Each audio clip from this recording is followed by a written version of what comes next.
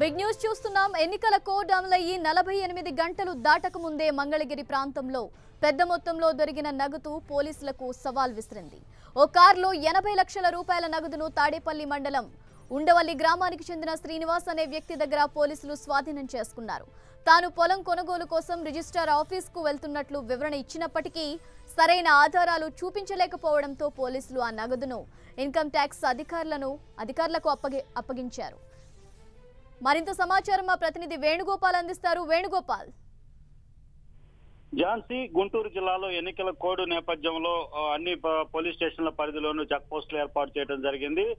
ఏదైతే ఈ ఎన్నికలకు సంబంధించి మద్యం కానివ్వండి, అలాగే నగదు సరఫరా తరలింపు కార్యక్రమాలు జరుగుతాయనేటటువంటి నేపథ్యంలో, అలాగే అసాంఘిక శక్తులకు సంబంధించి రాకపోకలను కూడా కనిపెట్టేందుకు పోలీసులు కూడా పెద్ద ఎత్తున అన్ని ప్రాంతాల్లోనూ చెక్ పోస్టులు ఏర్పాటు చేసి తనిఖీలు చేస్తున్నటువంటి పరిస్థితి. ఈ నేపథ్యంలో విజయవాడ గుంటూరు ఏదైతే బోర్డర్ ప్రాంతం ఉందో ఉండవల్లి ప్రాంతం ప్రకాశం బ్యారేజీకి అతి సమీపంలో ఉంది.